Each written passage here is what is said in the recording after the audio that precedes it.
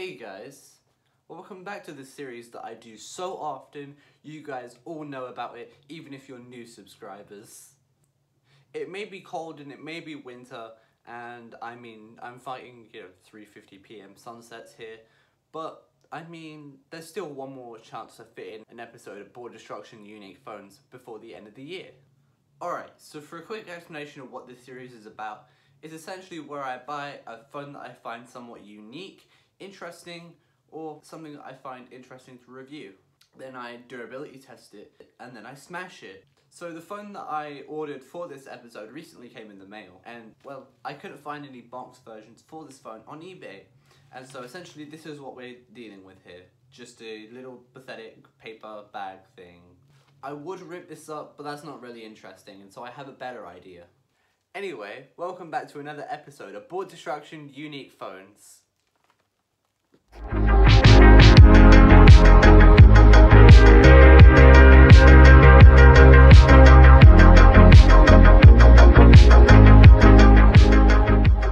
Alright, now let me show you what I mean by those special measures to open this up. Yeah, this was my special measures.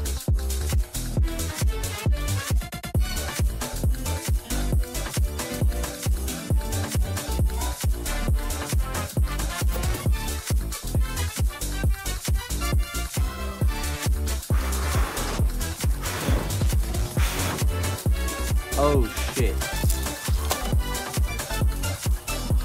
I didn't mean to do that. The phone we'll be testing here today is the Motorola Motofone F3. Admittedly, I did buy this super cheap off of eBay, but it still doesn't matter too much. The main gimmick of the Motorola Motofone F3 is that it supports a 2.6-inch e-ink display, which has a refresh rate of whenever I feel like it. This phone is essentially a super cheap budget phone, which was really cheap back when it first came out in 2006. This thing also has an 800 mAh battery, and it has no cameras whatsoever to be seen on the device. While it may be a super cheap budget phone, I still think this phone is somewhat unique because of its e-ink display, and that's why I wanted to check it out on an episode of Board Destruction Unique Phones. So through our unboxing, I seem to have damaged the phone a little bit, and I genuinely didn't mean to do that. There's just like discoloration and melting. This part's all fine though. Yeah, these buttons do still click, but I didn't mean to melt them so badly. But honestly, let's just see if it still boots.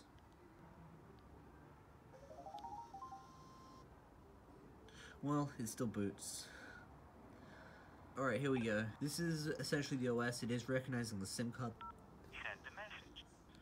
Read messages. This is like one of those phones that are like, speak out things. This is essentially a cheaper version of a Motorola Razr. I found reviews in 2011 stating that this thing was on sale still for around 20 British pounds. Do your own currency conversion if you live in another country. Change ringtone. Let's check out what the nice ringtones are. Wow, these are nice ringtones. Oh, okay, there is actually ringtones. What?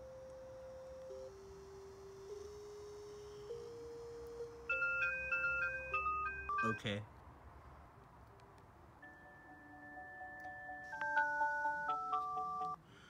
Ah, Christmassy. Just to suit the theme of this video being entirely fucking winter.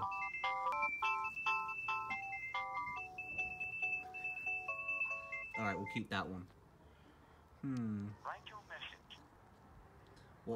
What is it doing? Oh yeah, this has got the T9 style keyboard, so we can just, I'm not even gonna do it. You guys already know the joke. We're not gonna pull another BlackBerry here. To be entirely honest, before I did burn this, I did play around with this and find out how limiting this was. It literally is just a cool and text interface, but that's not the main gimmick of this device, and that's not the reason why I bought this device to review for the video. If you look closely, this device actually has an e-ink display. You can already see that it's basically made out of the same material as the Amazon Kindle, and people were saying that this was the first phone to have a notch, not the iPhone X. Ironically, I'm filming this with an iPhone 8. As you can tell, this phone actually does have a bit of a notch in it. for the speaker grill, and here we have the ink display and the T9 style keyboard, and this thing actually feels quite nice. Like, I'm not sure if this is metal or if it's plastic. Here you have like the battery latch. Apparently you can plug in headphones, but again, I don't have an adapter. I was charging through a Nokia charger. I don't know what that's for. Motorola. Yeah, as you can tell, there's nothing really interesting about it. There's no real settings that you can change. This is just to change the time. This is just setting an alarm. Like, wow, so unique. Totally can't do this on the smartphone nowadays. Anyway, I think it's about time that we finally get onto the drop test of this device. To start off, I'm going to just go ahead and quickly do a quick scratch test. And so I taped it to this broken lightning cable that I have. As you can tell, the end is broken, and I'm just going to drag it along here. Very legit scratch test.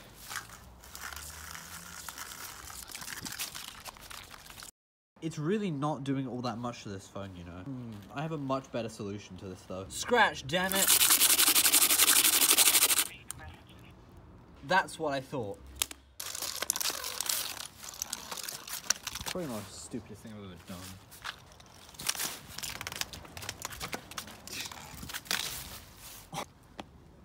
This is me giving up.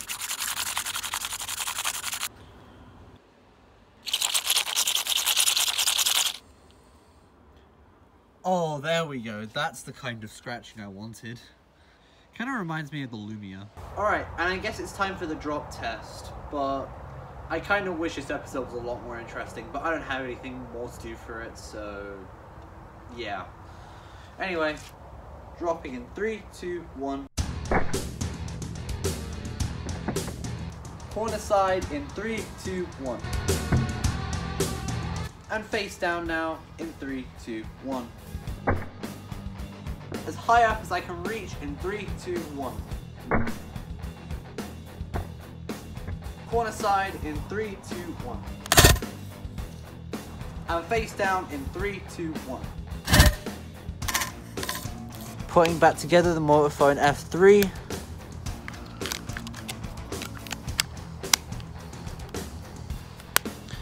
Again, the back still does not feel okay. I admit, while I put force into that, I wasn't really expecting much.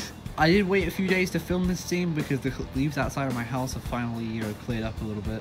Now we're getting into the ludicrous drop test. This test might be a little bit boring because I can't film video on like the BlackBerry, but 3, 2, 1. Because it's not an LCD panel, and because the phone's only a basic phone, I think only doing it once would be just being generous. Therefore, in 3, 2, 1.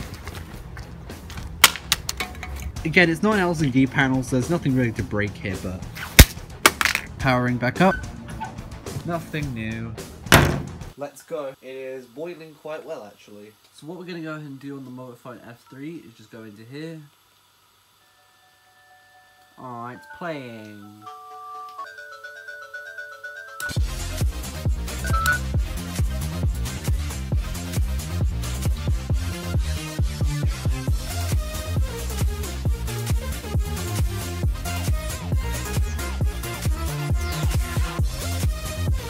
Still going. Not sure if you can see that on the iPhone 8 cam.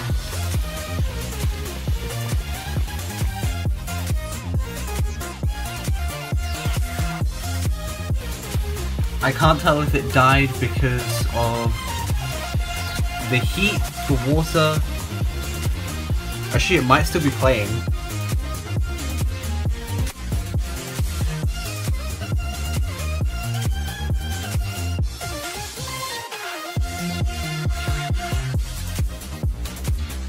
I was just changing it and it's totally working right now.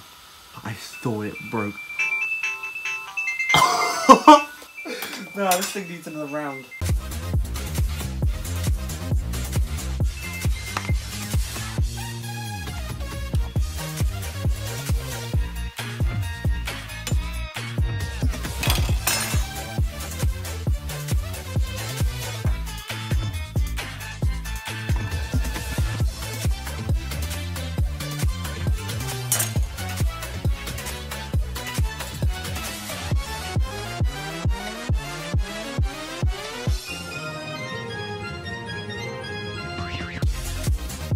Alright, so here we have the Motorola Motofone F3, and if you look closely, the keypad is actually still on, but right after my phone stopped recording, it actually shut off, and now it won't do anything.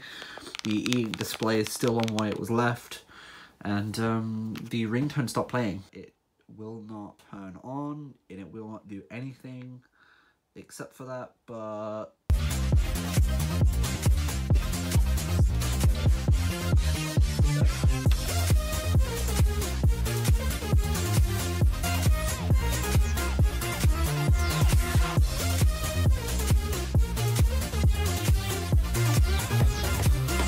Turn on.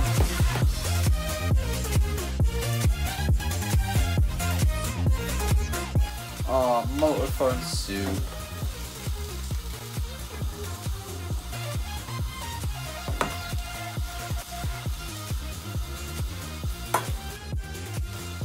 I'll just do that. Because I'm not liking the sounds this thing's making. Well, this phone's been left out to dry for about 4 hours now. I did the water test at around 10 o'clock and it's now like 2 o'clock, so we'll see if it works or not, even though I'm heavily doubting it is working. The ink display still has not changed. The charging light is saying that it's charging, but will it turn on? Nope, it is trashed. So here we are about 4 hours after our last test with the Motorola Motofone F3, and I've left the battery in this phone for about 10 minutes, and just holding it, this thing is getting super hot. So I think I know how we can solve that problem. So here I have a nail. Yes, I know it's a screw, but it will work the same way. And here, of course, I have my nice hammer. And so we're going to see if this solves our little solution to the fact that the Motofone F3 still technically works. Okay, let's go, I guess.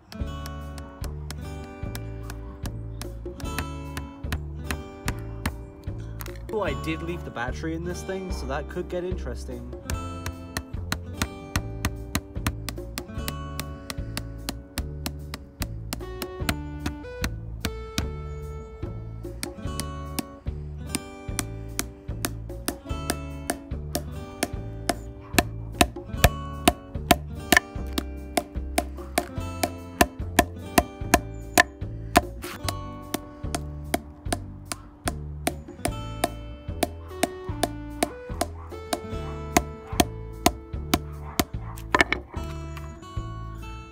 Go through.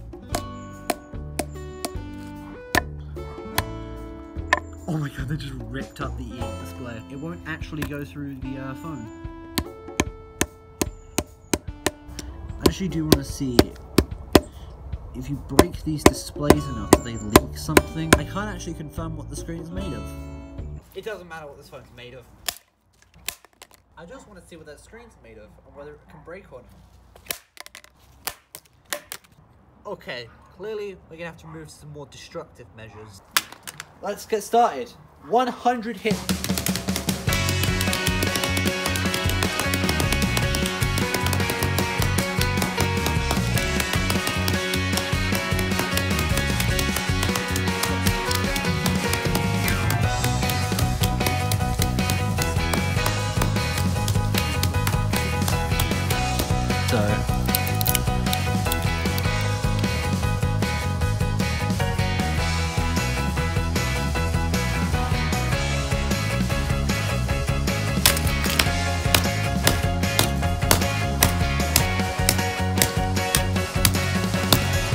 Here we go, now we finally get our answer. It's just like a weird plastic layer thing. I don't know how to describe it, with its nice notch in it. Actually, I can't tell if that's... Oh my god, what is that? Okay, I'm not sure if I should be touching this or not. Thank you guys so much for watching the last episode of Board Destruction Unique Phones in 2020. Hopefully 2021 goes a little bit better than what 2020 did. Sorry I've only made about 2 episodes of this series this year. This series takes a long time to make, and so I hope you all can understand that. And I'll see you guys with Board Destruction Unique Phones episode 7 in 2021. So on that note, thank you guys all so much for watching. Comment, like, and subscribe, and I'll see you all in the next one. Bye!